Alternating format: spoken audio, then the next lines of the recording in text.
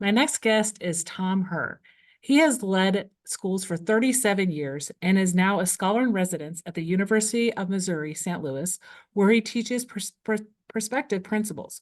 Tom began as a teacher and then moved into a leadership role and is principal of the school district of University City. He worked with the Pershing School faculty to achieve significant improvements in student performance at the same time that the school population became more impoverished. In 1981, he became the head of the New City School in St. Louis, a school founded on a commitment to progressive learning and respect for human diversity. He stayed at the school for 34 years, and the school raised funds to renovate the building, expand the campus, and also establish an endowment for need-based financial aid. He was given emeritus status when he retired in 2015. Tom has written 5 books, The Formative 5, Fostering Grit, Empathy, and Other Success Skills Every Student Needs, Becoming a Multiple Intelligence School, The Art of School Leadership for the Future, and Fostering Grit, How Do I Prepare My Students for the Real World, and more than 120 articles or book chapters. He has been an author of the Principal Connection column in educational leadership since 2004. Tom holds a PhD in educational planning and policy development from Washington University, an MED in educational administration from the University of Missouri St. Louis, and a BA in education from Harris Teachers College. Well, welcome to the podcast, Tom. I'm so excited to have you. Well, I appreciate that being here. And I just have to say, all that great introduction doesn't really mean a whole lot. I mean, it means I'm an old guy. People can take it, throw it out the window, but thank you anyway. Yes, well, you've done a lot in your career, and I want to dive right in with a question I ask everybody to start off with. Tell me about a time when you were in the trenches and managed to crawl out. When I was in the trenches? Yes, and managed to crawl out. Well, it seems to me that part of being an educator, and I'm speaking mostly about school leadership, but I think it's any job of being a leader, is that the minute you think you've crawled out and you're successful, you're not. By definition, the job is one of making progress, slipping back, making a little progress, slipping back. When I do presentations, I was in Georgia last month speaking to principals. I give them all kinds of ideas, all kinds of talking points, very specific. But then I end and I have a slide of a photo of cafeteria trays. And inevitably people in the room are kind of looking and wondering, like, what is this talking about? What do cafeteria trays have to do with why we're here? I share a story then that I was at a conference years and years ago, principals, and the title of the session in which I was participating was How I Manage Stress in My Life. It was 3:00 on a Friday afternoon. The room was packed. Now, I don't know about your listeners, but many of the conferences to which I go, 3:00 on Friday are pretty sparse. Well, this room was filled. And there were 4 people up front. I was one of them, talking about how we manage stress. And none of us gave very good answers, including me. And finally, the last gentleman, a guy on my left, who was a principal of a suburban high school, virtually all white, very wealthy, he said, I manage stress in my life because I focus on getting the right answer with the cafeteria trays. And everybody paused. And he said, at my school, it's a good school, kids do well academically. I really want to get them to put 100% of the trays away after they eat. At this, there's a few guffaws in the audience, and he slams the table in indignation. And he says, wait a minute, my kids are white and wealthy. Cafeteria workers are female, Black, largely poor. These kids don't need to feel these ladies should clean up after them. He's right. And he continues and he says, my problem is I can get 95% of the trays put away. That's excellent. But I'm not satisfied with the 95. I want to get 100. But getting to 100 causes the place to turn into a prison. It drives everybody around me crazy. And my stress level goes through the ceiling. So he then concludes by saying, one of the ways I manage stress in my life is by recognizing the difference between excellence and perfection. So then I stop when I'm doing my presentations, and I'm going to stop right now. And I say to my listeners, let me give you just a minute, because whether or not you have a cafeteria in your school, in your building, I'm sure there are issues where you need to step back and say, hold on, where can I settle for excellence? Sure. And they can, your listeners can revisit that. But to come back to your question, crawling out of the trenches is always trying to recognize what's that difference, what does it look like, when can I settle? There are times when you cannot settle for excellence. You may wind up there, but you Mhm. need to strive for perfection. But to keep your own mental health, to keep everybody around you reasonable, I think crawling out of the trenches means looking at how far do I need to go? What's the real goal? What can I do? Where can I compromise? Mhm. Yeah, no, I really like that story that you share, and how like it's becoming it's striving for perfection, but also what can you do when you don't want to settle for excellence? What is something in your building that can change? So really relating to a principal's daily job there. Talk about your last book, which is Principal as Chief Empathy Officer, and how that got started, and a little bit about what readers can learn about in the book. Good, good. Thank you. So the book actually began several books earlier. You mentioned I wrote a book called Fostering Grit, Mhm. short book talking about the importance of grit in our looking at how we need to develop children. People liked it. It did really well. And I had a number of folks saying, but grit isn't the only answer, right? Right, right. So then Mhm. I wrote the Formative Five. And in that book, I identified what I call 5 success skills. And these are the skills I would argue we need to develop in our students, regardless of their age, regardless of where they live, regardless of their demographic. My Mhm. shorthand for that is who you are is more important than what you know. Mhm. Let me say that again. Who you are is more important than what you know. That's not to minimize knowledge or skills. Kids need that stuff. But it's to say we as a profession need to be looking at the kind of people we're creating, not simply the kind of students they become. So Mhm. in my formative five, I identified empathy, self-control, integrity, embracing diversity, and grit as what we need to be developing in our children. Had a chapter Mhm. on each, talked about what to do. That book was very, very successful. Mhm. And I heard from a number of people who said to me, I really like that, but I'm in a school where all we talk about is test scores, Yeah. or maybe I just don't have the time. So the subsequent book that I wrote, Taking Social Emotional Learning School Wide, was looking at how an educator, regardless of his or her role, can use school culture as a tool to develop social emotional learning. And Mhm. as I was writing that, I like it, I embrace it, but I kept coming back to the principal, school leader. And I'm hearing on the news about chief diversity officer, chief information officer, chief financial officer, certainly chief executive officer. And I thought, when I think of my formative five, they're all important, but what the world needs is more empathy. Yeah. So I wrote that book specifically targeted to leaders in schools. It could be principals, that's in the title, but it could be any role. And the case I basically made is that leadership is based on relationships. Mhm. We don't do things with people, for people, because of their title. We do them because we trust them, Yeah. we respect them, they built a relationship with us. And the principal as chief empathy officer talks specifically about that and talks about how we can each develop our own empathy. I have Mhm. chapters on developing it, chapters on what to do, chapters on how to be a better listener, chapters on how to say hard things to people. And I've given, dozens of presentations around this. And a lot of it, I think people do naturally, Yeah. but there's a lot of it they don't do because they haven't thought about it. And my goal in the book and when I talk to people is not to be an academic who's giving gossamer-like solutions, but rather here are some specific things you can do. Here are Mhm. some tactics you can do if you're a school leader that's going to help you build those relationships, help you know your staff, and ultimately lead to stronger student achievement. Mhm. Mhm. Yeah, and like you said, a lot of empathy does come naturally, but I think when somebody is new to the role or has changed schools and isn't quite used to the school culture, that's definitely something they can learn more about. Yep. You told me in the pre-chat you have classes for prospective principals, and how education and going into leadership is bringing a lot of stressors. So definitely this would be a book for the new principal, but also veteran principals. Would you agree? Oh, absolutely. And it comes back to my excellence versus perfection. I mean, human nature being what it is, it's a survival tactic. We do what works.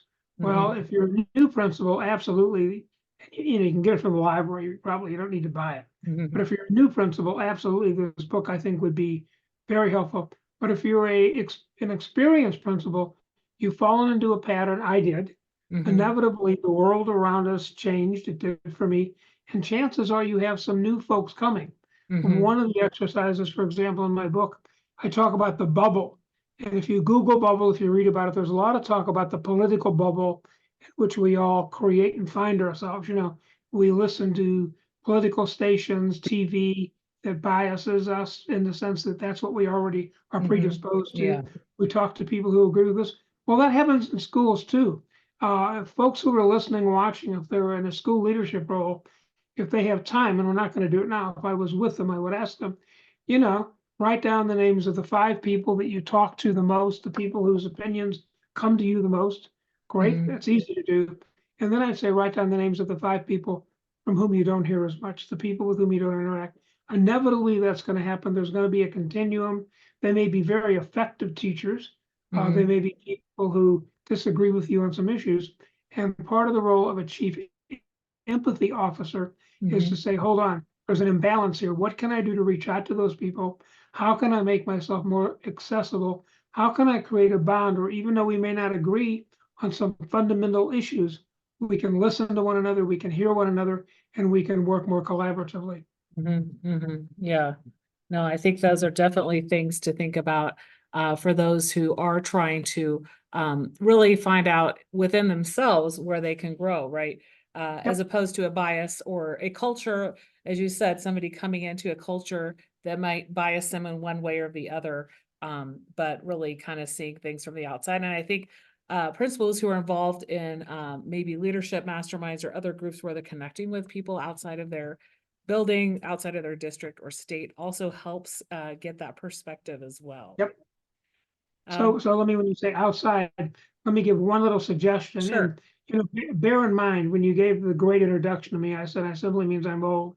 So this is a good example of me offering free advice that's probably worth what you're paying for it. Mhm. And that is principals, school leaders do not have enough time. I know that.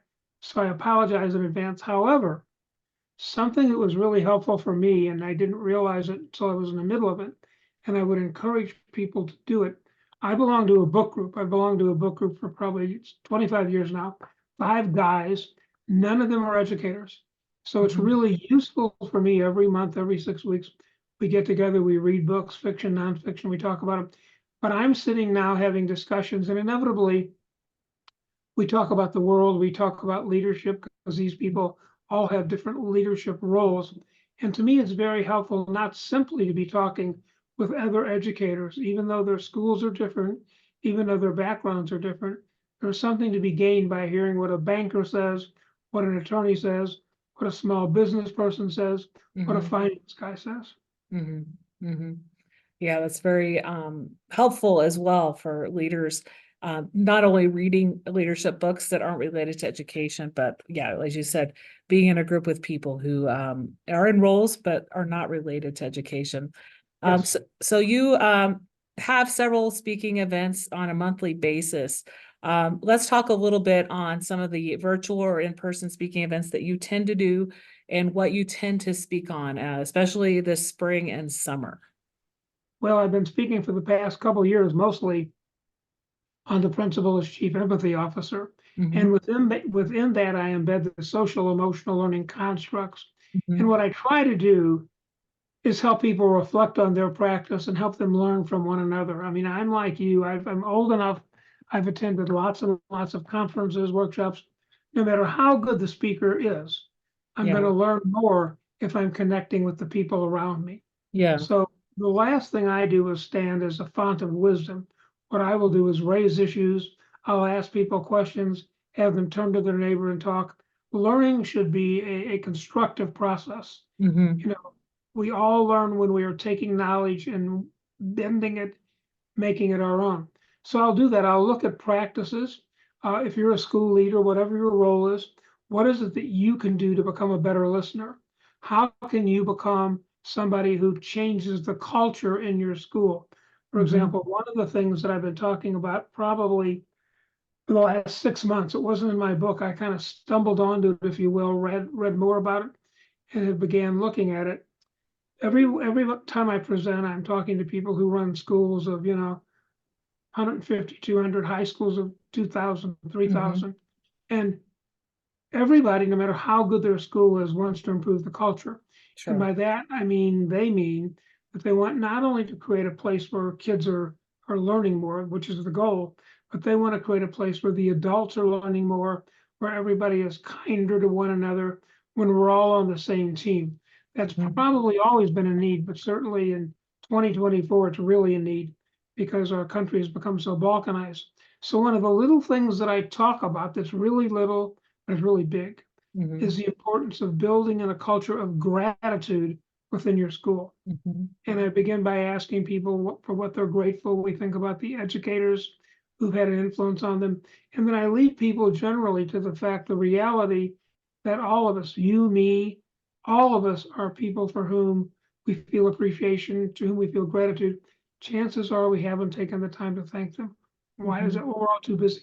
Yeah. They kind of know that. So then I talk about specifically some things you can do at your school with your staff to begin to inculcate that, leading to the fact that, and this is a Tom Hoerr recipe, I would argue that it would be good if you established a culture. A culture means it's not something that you have to initiate. People expect it, they believe it, they endorse it. That every meeting begins with 90 seconds of, hey, what are we thankful for? For whom are we appreciative? And whether Mhm. that is simply time when people sit and think, or whether you say, quick, turn to one another, groups of two, got 45 seconds. What you're doing is you're establishing a culture of appreciation and gratitude. And what that does, it plays out in terms of people being kinder and nicer. It also plays out, and I've heard this from folks to whom I speak later, is that people begin looking for things that they can cite. They Mhm. begin coming much more quick to say to somebody, thank you, that was nice, to write a note. Mhm. That's a little thing, it doesn't cost any money, nobody's gonna disagree with it, but you can begin to turn the culture in your building to one of kindness that benefits everybody, certainly the students, because the milieu that we create for the adults is the one the kids swim in. Mhm. Yeah, I've written a few blogs on like random acts of kindness and using those times of the year, like November and May and March, and Yep, take times out of the year to do random acts of kindness in the building. But like you said, this is something that should be embedded into staff meetings. Should start off totally. on that note, like showing appreciation, like staff shout outs, right? Yep, yep. Yeah, And, student.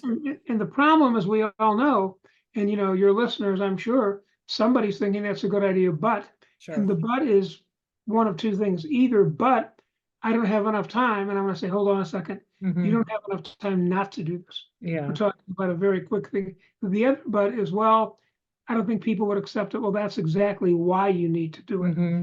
Change comes about when I think of concentric circles. That's my model. It doesn't come about because I said it. It comes about Hmm. because we bought into it. So if you're a school leader and you think this is the greatest idea since sliced bread, you Hmm. don't go back and do it. You go back and you talk to a few people and you say, hey, I heard this guy talking about this. What do you think? And you get a few people who are your confederates. So that Hmm. the first time you do this at a meeting, while some people are rolling their eyes, other people are part of it. They stand up, they do it, and you begin to change the norm over time. Yeah. You will have the occasions, you can change the culture so that sometime you have a meeting and it's really urgent and you're in a hurry and you say, okay, I'm glad you're here. Let me talk about, and somebody's going to say, wait a minute, let's take a few seconds for appreciation because that's embedded within them. Hmm. Yeah, even if it's like a stand-up meeting after a Yep. crisis at the school, right? They get Yes. that embedded. So we're starting it off with that Yep. appreciation. Yeah, so such a good idea. You also do some teaching still at the university, and you said you're now teaching classes, and there's going to be an all virtual doctorate that you Yes. will be starting Yep. up as well. And that will that be for this fall? Well, so I'm teaching in an all virtual doctorate now that Mhm. is in year one. Okay. So they're in the spring courses. There's another one that's finishing up that began 3 years ago.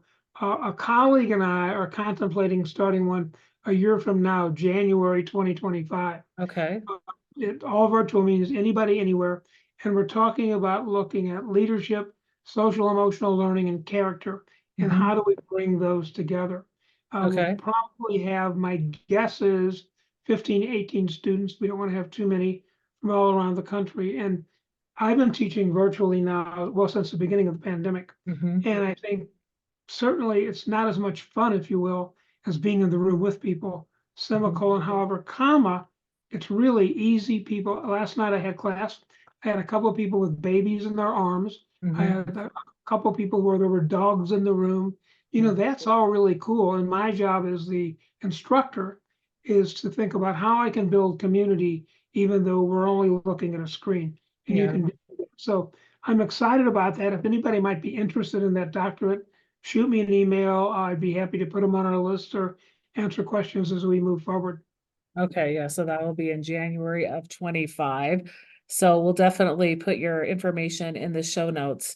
And those doctorate students, are those, is it open to people who are still in teaching positions, or is mostly people who take it already in some type of building leadership position? Most of them, my experience, the two that we've done are basically, most of them are currently in teaching roles. Mm-hmm. A master's degree, they want a doctorate, they want to learn, and many of them want a doctorate for their professional movement forward. Okay, okay. So we had a great conversation today about your books, about taking social emotional learning school wide, and like how you start off a lot of your presentations talking about the photo of the cafeteria trays. Out of everything we discussed today, what's one thing you'd like listeners to remember? The one thing I'd like people to remember, and basically, if they're listening to you, they already know it, and that is we can each make change. Mhm. Um, the system might be bearing down on us. We might be in a context that's difficult. I guarantee we've got too much to do already. But what we need to do is look at, how can I make a difference? Where Mhm. can I do? Maybe it's with myself right now, with the three people with whom I work more closely. Maybe it's with the whole school. I don't know. But we each have an obligation, I think, to bring our skills, our talent, our passion to the Yeah. workplace. And those little differences over time become big differences. Yeah, that's so important. Where can people connect with you and find you online?